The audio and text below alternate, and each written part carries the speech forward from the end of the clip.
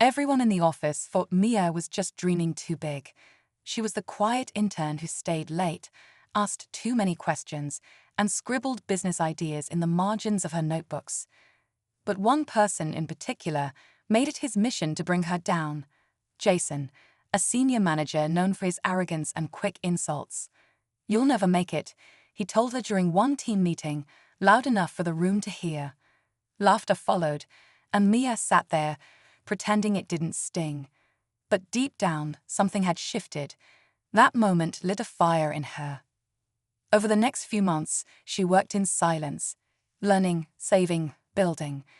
While others went home early or spent weekends unwinding, Mia was grinding in her small apartment, creating something no one saw coming. She poured herself into her startup idea, fueled not just by ambition, but by the sting of being underestimated.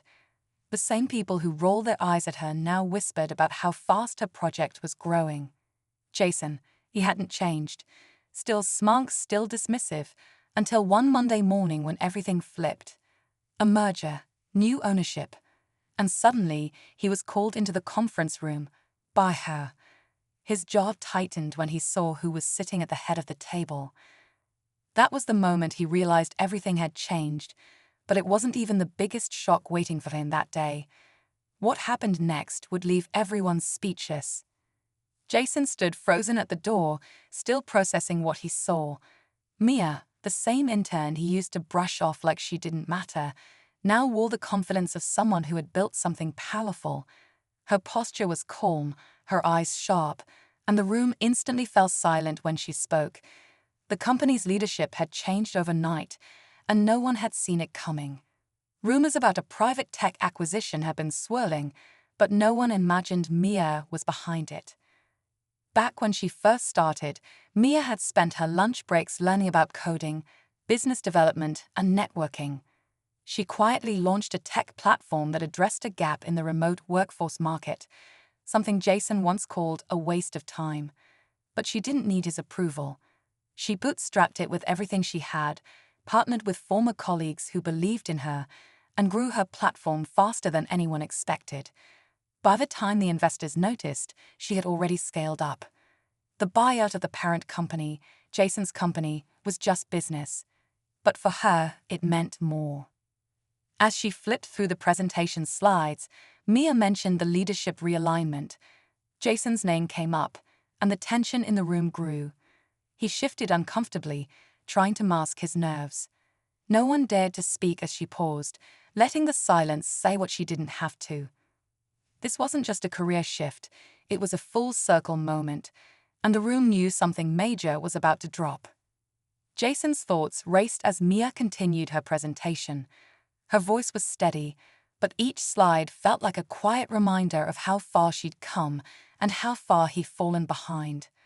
The team, once loyal to Jason's leadership, now sat with guarded expressions, unsure where their loyalty should lie. Some glanced between the two, sensing a shift in power, but not knowing how deep the tension ran. Behind Mia's calm demeanor was years of quiet perseverance, long nights, and the memory of every time someone told her she wasn't ready.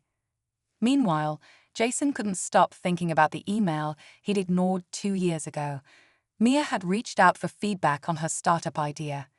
He'd forwarded it to HR with a quick message: "Tell her to stay in her lane." That memory now echoed in his mind, louder with each passing second. Outside the boardroom, whispers circulated among the staff. How did Mia gain enough leverage to buy them out? What would happen to their roles? More importantly, what did this mean for Jason? As rumors swirled, some employees dug into Mia's company and were stunned to learn she'd been listed on multiple tech founders to watch lists for months. They just hadn't connected the dots. Back in the meeting, Jason forced a polite smile, but his mind wasn't calm. He'd underestimated her once. Now, he was on the edge of being erased from a company he helped build, and deep down, he feared Mia had every reason to let him fall. Jason kept adjusting his collar, trying to mask the heat rising in his face. Mia, on the other hand, remained composed, even when the CFO asked her the one question everyone had been holding back. "So, What exactly is your plan with the leadership team moving forward? The pause that followed was unbearable. Jason shifted in his seat, trying to act unfazed, but his jaw tightened. The room felt smaller with every second. Mia looked around slowly, eyes landing on each person at the table. "We'll be restructuring," she said simply, her tone neutral but firm. That one line sent a wave through the boardroom. No names were mentioned, but the message was clear. People whispered, glancing sideways at Jason, who forced a laugh and leaned back like none of this fazed him. But inside, the walls were closing in. She wasn't here to play nice. She was here to lead. What most didn't know was that Mia had met with several department heads behind the scenes weeks earlier. She wasn't just taking over. She had already been making decisions. That realization began to dawn on a few senior staffers, and the tension tightened like a rope being pulled from both ends. Jason tapped his pen on the table, suddenly remembering the HR complaint Mia had filed 3 years ago, dismissed without a second glance. Now, with his future on the line and Mia in full control, that memory came back sharper than ever. He started to realize this wasn't about business anymore. It was personal. Just as the meeting was about to wrap, Mia pulled out a thick, sealed envelope from her bag and slid it across the table toward the general counsel. "This is something that should have been dealt with years ago," she said, her voice steady but edged with something colder. Jason's face went pale the moment he recognized the handwriting on the front, his own. Inside were emails, old ones, messages he thought had been deleted, forgotten. But Mia hadn't forgotten. She had saved them, time-stamped, archived, and ready. They weren't just petty jabs or dismissive replies. They showed deliberate sabotage. He'd blocked project approvals, rerouted funds, and even altered her performance reviews behind closed doors. Now, those records were being handed over in front of the very board he'd spent years trying to control. For a second, silence filled the room, heavy and sharp. Mia didn't gloat. She didn't need to. Her eyes stayed fixed on Jason's as the attorneys began flipping through the pages, their expressions shifting. Then came the second shock. Mia announced a full audit of the previous 5 fiscal years. That wasn't just about Jason. That would touch nearly every senior executive who'd ever ignored her voice or looked the other way. What was supposed to be a victory lap for her detractors was unraveling into something much bigger and more dangerous. Jason glanced around, seeing allies avoiding eye contact. The yacht party jokes, the closed-door smirks, they were gone, replaced by fear. Mia wasn't done yet. She was just getting started. Jason stood up, his chair scraping back sharply, trying to defend himself with a shaky voice, but no one was listening anymore. The room had shifted. The board members leaned in as the legal advisor confirmed what Mia had quietly uncovered. Not just unethical behavior, but clear violations, misuse of funds, obstruction, and deliberate manipulation of internal evaluations. The same people who once rolled their eyes at her ideas were now whispering about ethics committees and resignations. Mia remained calm, composed. Her plan wasn't about revenge. It was about respect. About making it impossible to ignore her voice again. One by one, the board voted in favor of her motion to remove Jason from the company. The final vote came from the chairman, a man who had once laughed along with Jason at her expense. "Effective immediately," he said. But just when it felt like the room could finally exhale, Mia turned and dropped one last file on the table. It was a confidential proposal for a startup accelerator program, a vision Jason had blocked 3 years ago. She had gone ahead and launched it herself, quietly, under a different name. That startup. It had just been acquired for 8 figures by the very company they all sat in. Mia didn't just save her career.